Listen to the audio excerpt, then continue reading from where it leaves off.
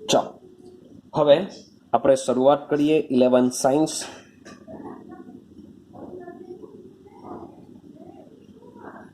Chapter number 1 થી શરૂઆત કરવી પડશે આપણે, જે ચેપ્ટર નામ છે રસાયણ વિજ્ઞાનની પાયાની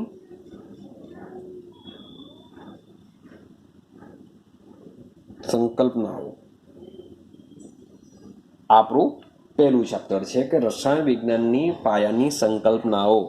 તો સૌથી પહેલું જ પોઈન્ટ તમારે એઝ અ એમસીક્યુ કે એઝ અ VSQ તરીકે યાદ રાખવાનું છે, જે એક્ઝામમાં આવી શકે, કે વૈજ્ઞાનિકનું નામ છે રોવાલ્ડ હોફમેન. રોવાલ્ડ હોફમેન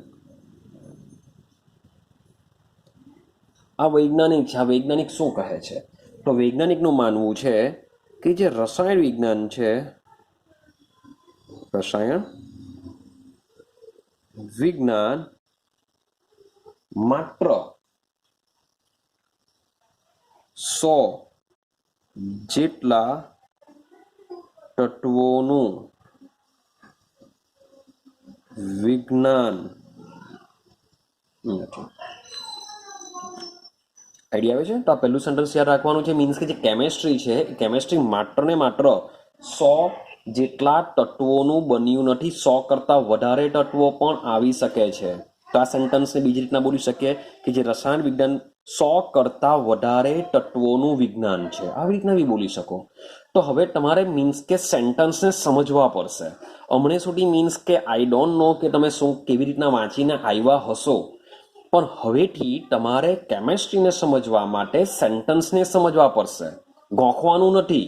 હવે આ જ સેન્ટન્સ તમને એક્ઝામમાં મીન્સ કે એવું પૂછાઈ જાય કે કોના મત મુજબ રસાયણ વિજ્ઞાન 100 કરતાં વધારે તત્વોનું બનેલું છે, તો તમે તો શું વિચારો કે ભાઈ બન્યું નથી એટલે રોવાલ્ડ હોફમેન આવે. આવું તો કંઈ છે જ નથી, આવું તો કંઈ બુકમાં જ નથી આપ્યું. તો એવું નથી. સેન્ટેન્સને બરાબર સમજવાનો પ્રયત્ન કરો. શું કહેવા માંગે છે કે રસાયણ વિજ્ઞાન માત્ર 100 જેટલા તત્વોનું વિજ્ઞાન નથી. તો આને બીજી રીતના બી કહી શકાય કે રસાયણ વિજ્ઞાન 100 કરતાં વધારે તત્વોનું વિજ્ઞાન છે. આવું કહેનાર વૈજ્ઞાનિક કોણ છે? એ છે રોવાલ્ડ હોફમેન. ક્લિયર? તો આ તમારે યાદ રાખવાનું છે પહેલું સેન્ટેન્સ. હવે આપણે સમજો ભાઈ, રસાયણ વિજ્ઞાનની વાત કરીએ.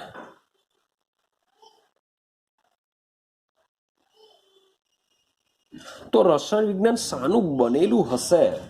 માની લો કે આપણા શરીરની વાત કરીએ, આપણું બોડી, આપણા શરીરની વાત કરીએ તો આપણું જે શરીર છે એ શરીર શું છે? એનો નાનામાં નાનો એકમની વાત કરીએ તો એ છે કોષ.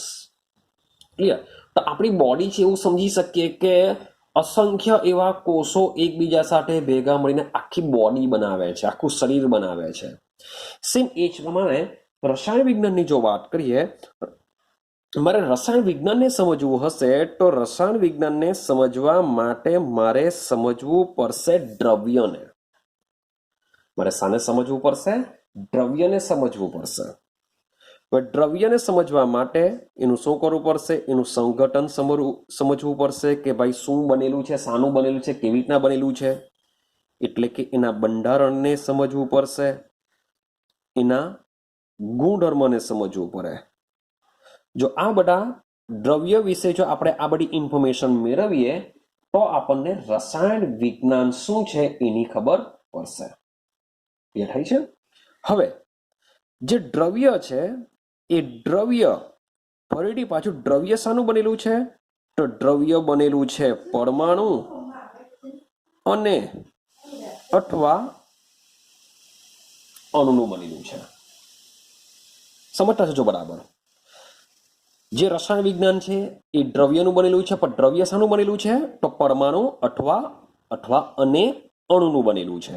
તો એવું બી કહી શકાય કે જે રસાયણ વિજ્ઞાન છે પરમાણુ અને અણુનું રસાયણ વિજ્ઞાન છે. પરમાણુ અને અણુનું રસાયણ વિજ્ઞાન છે. તો હવે ઘણા બધા ક્વેશ્ચન ઊભા થશે કે આ જે પરમાણુ છે, મીન્સ કે સમજો જે દ્રવ્ય છે, દ્રવ્ય શાનું બનેલું હોઈ શકે? કે આ પરમાણુનું બનેલું હોઈ શકે અથવા અણુનું બનેલું હોઈ શકે. મીન્સ કે આલોકો દ્વારા દ્રવ્ય બને છે. Ready?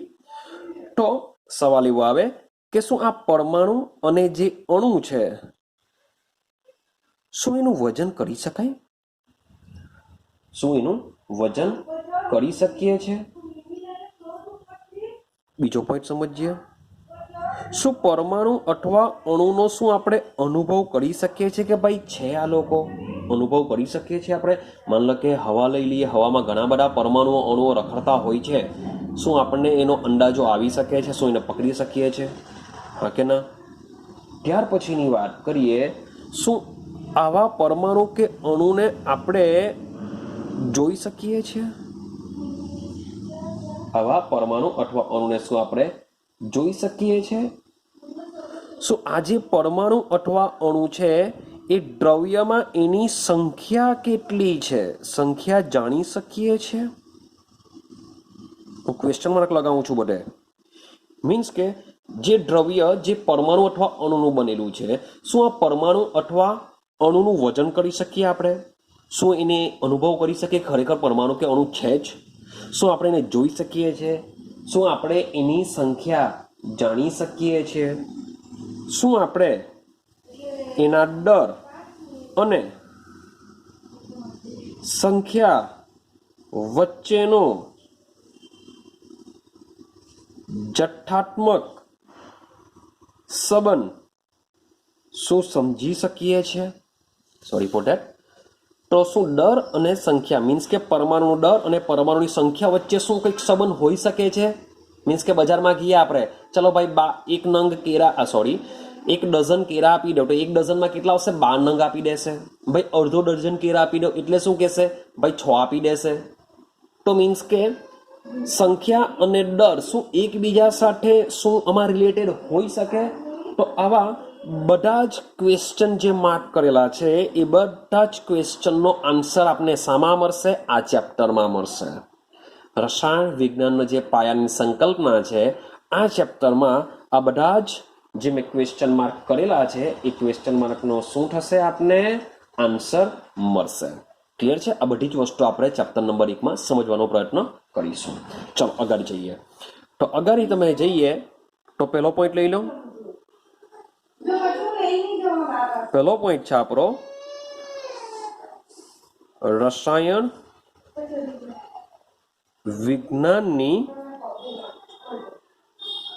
અગત્યતા. The use of chemistry.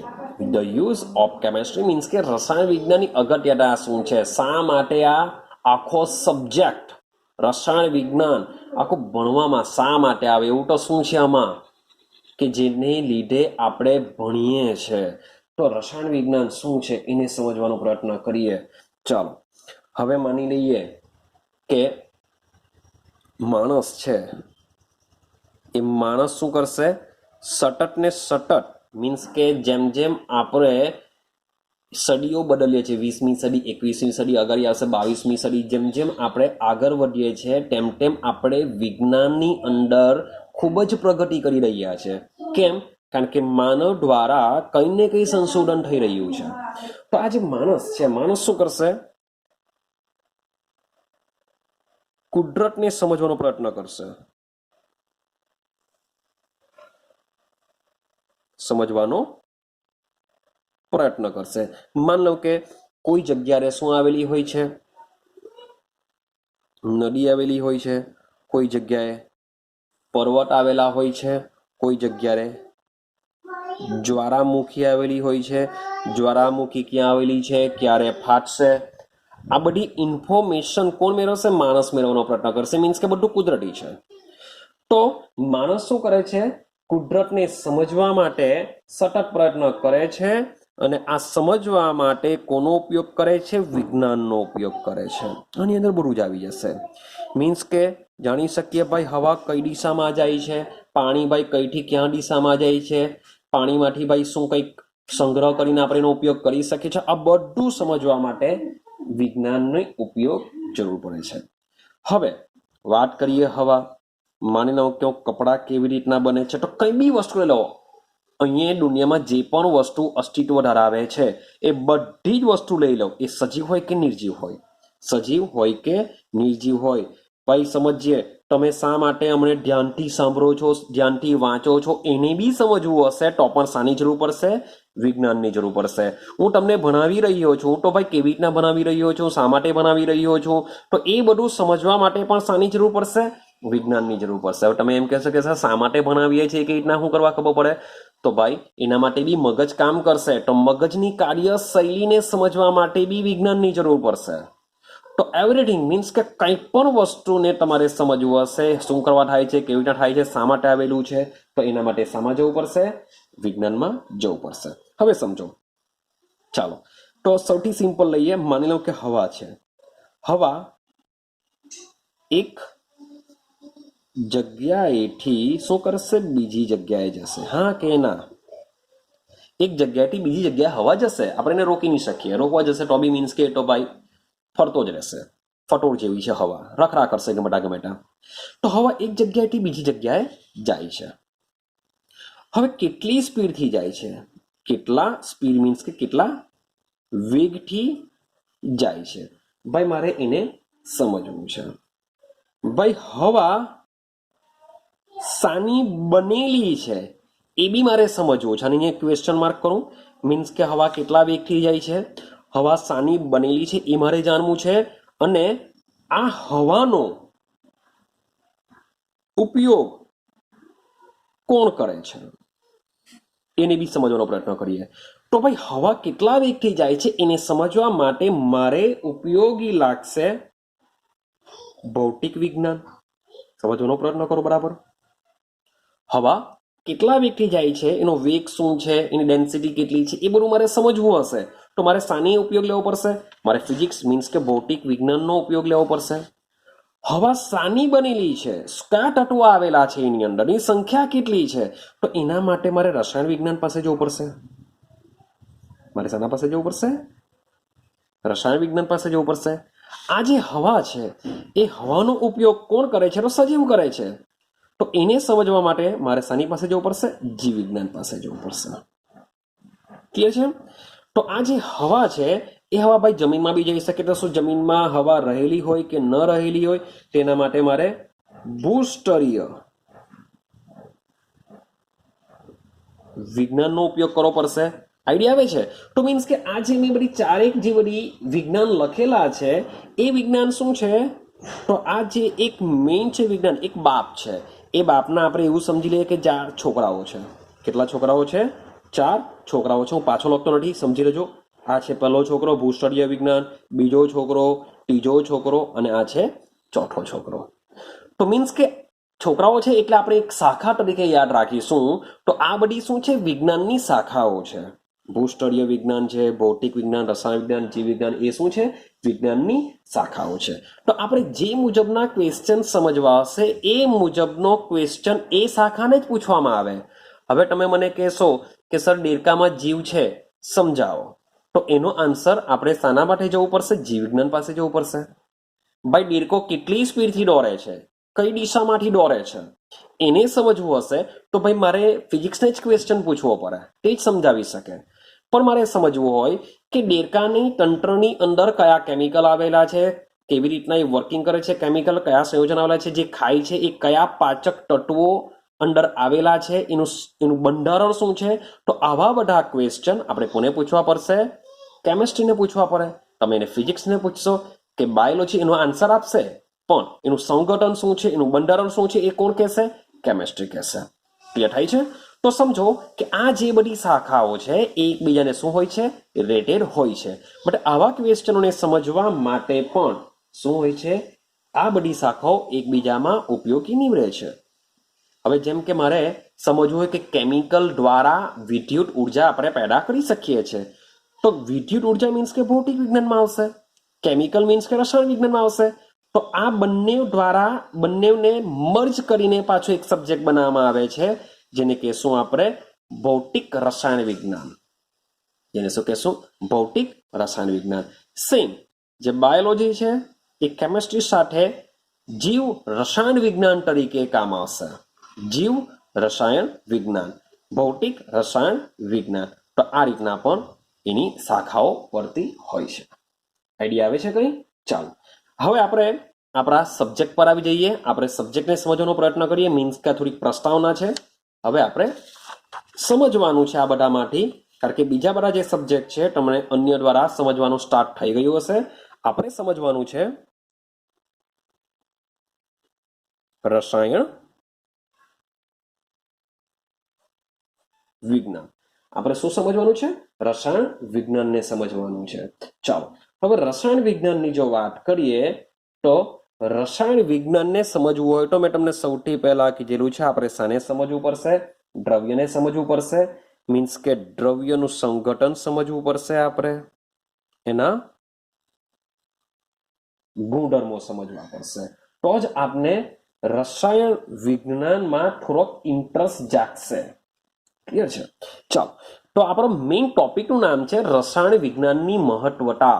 તો રસાયણ વિજ્ઞાનની મહત્વતા શું છે? હવે આપણે એને સમજીએ કે શા માટે કેમેસ્ટ્રી ખૂબ જ ઇમ્પોર્ટન્ટ છે. બરાબર સમજવાનો પ્રયત્ન કરજો. શા માટે કેમેસ્ટ્રીની વેલ્યુ છે, શા માટે રસાયણ વિજ્ઞાન ઇમ્પોર્ટન્ટ છે. ચાલો જોજો. તો હવામાનની તરાહો. ભાઈ હવા કઈ દિશામાંથી આવવાની છે, ક્યાંથી આવવાનો છે, તો એ બધું બી સમજવું હશે. તો હવામાનની તરાહો સમજવા માટે પણ રસાયણ વિજ્ઞાન કામ લાગે છે. ચાલો મેં તમને કીધેલું કે મગજની કાર્ય પદ્ધતિ, કે મગજ કેવી રીતના કામ કરે છે. તો સોરી ફોર ધેટ, મારી થોડીક મિસ્ટેક થઈ. મગજ, તો મગજની કાર્ય પદ્ધતિ સમજવા માટે પણ રસાયણ વિજ્ઞાન ખૂબ જ કામનું છે. હવે તમે કહેશો કે ચાલો ભાઈ આ તો ભાઈ બોડીની અંદર છે, પણ સાથે સાથે સમજો કોમ્પ્યુટરનું પ્રચાલન એટલે કે ઓપરેશન, મીન્સ કે કોમ્પ્યુટર કેવી રીતના કામ કરે છે એને સમજવું હશે. તો તમે વિચારો તેમાં પર શું છે? રસાયણ વિજ્ઞાનના સિદ્ધાંતો સમાયેલા છે. રસાયણ વિજ્ઞાનના શું સમાયેલા છે? સિદ્ધાંતો સમાયેલા છે. રસાયણ વિજ્ઞાનના સિદ્ધાંતો ઉપર જ આ કામ કરતું હોય છે. ચાલો હવે બીજું તો શું કામ લાગશે? તમે વિચારો કે કોઈ પણ પ્રકારના ખાતર હોય, કોઈ પણ પ્રકારના ખાતર લેવો, તો ખાતરની બનાવટ. હવે તમે વાનો વિચારીએ આપણે કે માની લો કે તમે સવારના ઉઠો છો, તો સવારના ઉઠીને સૌથી પહેલા શું કરશો? તો સૌથી પહેલા તમે બ્રશ કરવાની વાત કરશો, હા કે ના? તો તમે જે બ્રશ કરશો તો બ્રશનું જે હેન્ડલ છે એ પણ કેમિકલનું બનેલું છે. બ્રશના જે રેસા છે એ રેસા પર શું છે? કેમિકલના બનેલા છે. અને જે તમે ટૂથપેસ્ટ વાપરો છો, કોઈ બી કંપનીનું વાપરો, ભાઈ કે દંત મંજન વાપરો, કે ડાબર વાપરો, કે પછી પતંજલિ વાપરો, કે કોલગેટ વાપરો, કે વોટ એવર કંઈ બી વાપરતા હો, કોઈ બી કંપનીનું કોઈ પણ કન્ટ્રીનું વાપરતા હો અને ચાઇના વાપરતા હો, તો પણ એ શાનું બનેલું હશે? કેમિકલનું બનેલું હશે. ક્લિયર થાય છે? ચાલો બ્રશ કરીને શું કરવા જશો તમે? હા ચાલો ભાઈ નાવા જશો તમે, તો નાવાની જે ડોલ છે એ પણ શું છે? આપણું એક જાતનું કેમિકલથી બનેલી છે. ભાઈ તમે પાણી લેશો તો પાણી પણ શું છે? એક જાતનું આપણે કેમેસ્ટ્રીમાં એને H2O કહીએ છીએ, એ પણ કેમિકલ છે. એ પણ અણુ આપણે તો કેમિકલ દ્વારા જ એને ઓળખીએ છીએ આપણે. ત્યાર પછી તમે માની લો કે ભાઈ તમે તો ડોલમાં નથી ને, તમે તો સાવરનો ઉપયોગ કરીએ છીએ. તો સાવર જે પાણી, સાવરની અંદર જે નળી છે એ નળીમાંથી પાણી આવવાનું છે. તો જે સાવર છે, જે નળી છે, એ પણ ધાતુ અથવા પ્લાસ્ટિકની બનેલી હોય છે. એ પણ શું છે? પોલિમર હોય છે. આઈડિયા આવે છે? ક્લિયર થાય છે? ચાલો નાઈને મે બી તમે નાસ્તો કરશો, જે ડીશ છે એ પણ પ્લાસ્ટિકની બનેલી છે. મીન્સ કે પ્લાસ્ટિક, રબર, કંઈ પણ વસ્તુ લઈ લો, એનીથિંગ વસ્તુ લઈ લો, એ બધાની અંદર શું આવેલું હોય છે? કેમિકલ આવેલું હોય છે. તમે એક માટી લઈ લો, માટી અથવા રેતી લઈ લો, એ પણ શું છે? એક જાતનું કેમિકલ છે. એ તત્વો દ્વારા બનેલું છે. મીન્સ કે સજીવ હોય કે નિર્જીવ હોય, હવા, પાણી, કંઈ પણ લઈ લો, એ શાના દ્વારા બનેલા છે? તત્વો દ્વારા બનેલા છે, જેનો અભ્યાસ આપણે કેમેસ્ટ્રીમાં કરીએ છીએ. તો તમે વિચારો, તો આખી પૃથ્વીને સમજવું હોય તો શાનો ઉપયોગ તમારે કરવો પડશે? કેમેસ્ટ્રીનો ઉપયોગ કરવો પડશે. માટે ખૂબ જ ઇમ્પોર્ટન્ટ ધરાવતો સબ્જેક્ટ આપણે ભણીએ છીએ. આઈડિયા આવે છે? તો લખીએ છીએ આપણે ખાતર. આલ્કલી, આલ્કલી મીન્સ કે બેઝ. એસિડ, ક્લિયર, મીન્સ કે જે આપણે ઘરોમાં બી એસિડ વાપરીએ છીએ એ બધો એસિડ. ત્યાર પછી તમે રંગ લઈ લો, રંગક લઈ લો, મીન્સ કે કંઈ પણ રંગ લગાડવો હોય કે કોઈ પણ જાતના રંગ હોય છે, બધા શું હોય છે? કેમિકલ હોય છે. ત્યાર પછી લઈ લો પોલિમર. પોલિમરની જો વાત કરીએ તો પ્લાસ્ટિક, કોઈ પણ પ્રકારનું પ્લાસ્ટિક લઈ લો, એ બધું પ્લાસ્ટિક શું છે? આપણું કેમિકલ પોલિમર છે. ત્યાર પછી વાત કરીએ ઔષધો. જે બધી ઔષધો છે એ ઔષધો પર શું છે? કેમિકલ છે. ત્યાર પછી વાત કરીએ સાબુ, મીન્સ કે તમે જે નાવાનો હોય કે ધોવાનો હોય, વોટ એવર કંઈ બી સાબુ હોય, તે બધા બી શું છે? કેમેસ્ટ્રીને આધારે બનાવવામાં આવે છે. ત્યાર પછી વાત કરીએ ડિટર્જન્ટ. આ ડિટર્જન્ટ જે નેમ છે એ ડિટર્જન્ટ નેમ શું છે? ઇંગ્લિશ નેમ છે, અને ગુજરાતીમાં શું કહેશું આપણે? પ્રક્ષાલક કહેશું. ગુજરાતીમાં આપણે એને પ્રક્ષાલક કહીએ છીએ, ઇંગ્લિશમાં આપણે એને ડિટર્જન્ટ કહીએ છીએ. તો આ પ્રક્ષાલક છે એ પણ શું છે? આપણું કેમેસ્ટ્રીને આધારે બનાવવામાં આવશે. રેડી? ચાલો, તમે ધાતુ લઈ લેવો, મિશ્ર ધાતુ લઈ લો. આ મિશ્ર ધાતુનો ઉપયોગ ભાઈ બહુ બધી જગ્યા થાય છે. મીન્સ કે તમે કાર લઈ લો તો કાર બી મિશ્ર ધાતુની બનેલી હોય છે. તો આખી કારનું મેન્યુફેક્ચર હોય છે એ એઝ અ કેમેસ્ટ્રી દ્વારા થતું હશે. ક્લિયર થાય છે? તો મિશ્ર ધાતુ લઈ લો, અને ઘણા બધા સંયોજનો, આ બધી વસ્તુ બનાવવા માટેના જે સંયોજનો છે એ સંયોજનો બી શામાં આવે છે? રસાયણ વિજ્ઞાનમાં આવશે. તમે વિચાર કરો કે આ જે રસાયણ વિજ્ઞાન છે એ દેશની અથવા તો રાષ્ટ્રની આર્થિક વ્યવસ્થા અથવા તો અર્થવ્યવસ્થા, તો અર્થવ્યવસ્થા જાણવા બહોળા પ્રમાણમાં ઉપયોગી છે. મીન્સ કે આ સબ્જેક્ટ જો ન હટે તો આપણો રાષ્ટ્ર અર્થવ્યવસ્થા, મીન્સ કે જે પૈસા ટકે, મીન્સ કે જે આપણો દેશ સુખ સમૃદ્ધિ પ્રાપ્ત કરતો હોય છે, તો એ સુખ સમૃદ્ધિ મીન્સ કે સમજો કે આવું બધું હટે જ નહીં તો આપણી હાલત શું થતે?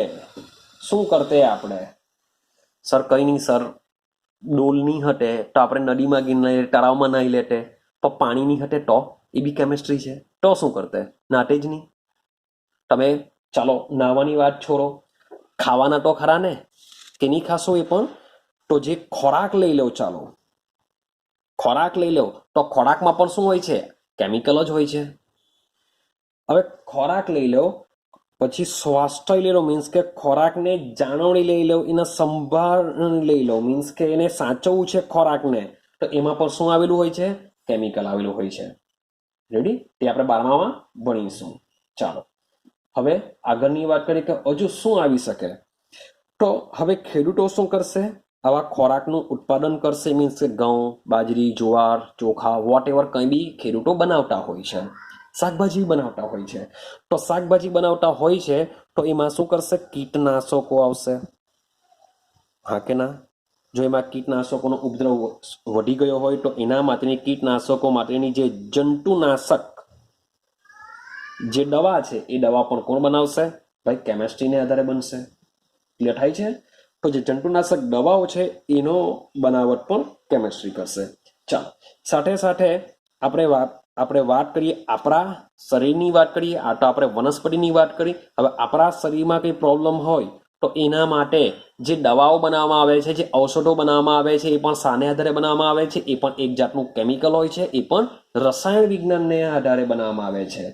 એવી જ રીતના એક તમારે નામ યાદ રાખવાનું છે જે તમને as a GUJCET JEE NEET level પર બી આવી શકે. તો કેન્સરની યાદ રાખવાનો છે આ પોઈન્ટ. કેન્સરની સારવારમાં વપરાતી દવા કઈ છે? તો કેન્સરની સારવાર માટે તમારે યાદ રાખવાની છે 2 દવા. યાદ રાખજો, ઇમ્પોર્ટન્ટ પોઈન્ટ છે આ. તો સિર્સ પ્લેટિન. સિર્સ પ્લેટિન આ એક મેડિસિન તમારે યાદ રાખવાનું છે, અને બીજી મેડિસિન યાદ રાખવાનું છે ટેક્સોલ. તો આ જે બંને મેડિસિન છે, મેડિસિન શામાં વપરાય છે? કેન્સરની સારવારમાં વપરાય છે. ક્લિયર છે? તમારે આને યાદ રાખવાનું છે. અને હજુ એક પોઈન્ટ યાદ રાખવાનો છે, આ એઇડ્સની સારવારમાં.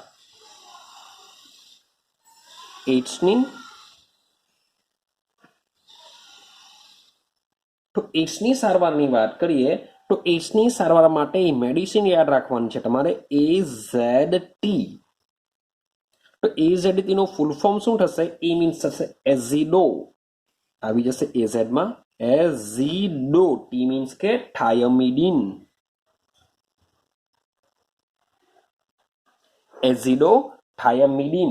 તો આ જે 2 પોઈન્ટ છે એ 2 પોઈન્ટ તમારે શું કરવાના છે? યાદ રાખવાના છે. ક્લિયર થાય છે? તો આવી બધી જ વસ્તુઓમાં ખૂબ જ ઇમ્પોર્ટન્ટ ધરાવે છે. ત્યાર પછી તમે ચુંબકીય ક્ષેત્ર લઈ લો, ઘણું બધું છે એમ તો તમે લખી શકો. ત્યાર પછી તમે ભાઈ ચુંબકીય ક્ષેત્ર સમજવું હોય, વિદ્યુત ક્ષેત્ર સમજવું હોય, ભાઈ પ્રકાશીય ગુણધર્મ મીન્સ કે આ બધી વસ્તુ તમે ફિઝિક્સમાં સમજશો, પણ આ જે ચુંબકીય ક્ષેત્ર, વિદ્યુત ક્ષેત્ર, ચુંબકીય પદાર્થો, આ જે બધાનું જે નિર્માણ છે, આ ગુણધર્મો કોણ ધરાવશે? તો ભાઈ પદાર્થ ધરાવશે. તો આ જે પદાર્થનું જે નિર્માણ છે એ નિર્માણ પણ શામાં થશે? રસાયણ વિજ્ઞાનમાં થશે. ક્લિયર છે? ત્યાર પછી તમે જોશો તો ભાઈ અતિવાહકો મીન્સ કે વિદ્યુતનું જે માં વહન થશે, તો આવા અતિવાહક પદાર્થો. ત્યાર પછી સિરેમિક પદાર્થો, અતિવાહક પદાર્થો, સિરેમિક પદાર્થો, પછી ઓપ્ટિકલ ફાઈબર. તો આ બધા જ પદાર્થોની બનાવટમાં પણ શાનો ઉપયોગ થાય છે? કેમિસ્ટ્રીનો ઉપયોગ થાય છે. ક્લિયર છે? હવે વાત કરીએ એસીની. તો એસીના કુલિંગ માટે વાપરવામાં આવે છે ફ્લોરોકાર્બન વગેરે જેવું સંયોજન વપરાતું હતું, પરંતુ આ જે સંયોજન છે ફ્લોરોકાર્બન એ શું કરશે? પર્યાવરણને નુકસાન કરતા હોય છે, એ ઓઝોનના સ્તરમાં ગાબડું પાડતું હોય છે. તો તેની જગ્યાએ વૈજ્ઞાનિકોએ હાલમાં HFC નો ઉપયોગ વધવા લાગ્યો. તો HFC નો ફૂલ ફોર્મ શું થાય? ફ્લોરોકાર્બન. આપણે આ રીતે લખીશું ક્લોરોફ્લોરોકાર્બનની જગ્યાએ હાલમાં વપરાય છે HFC, હાઇડ્રોફ્લોરોકાર્બન. તો આ જે હાઇડ્રોફ્લોરોકાર્બન છે એ ઓઝોન સ્તરને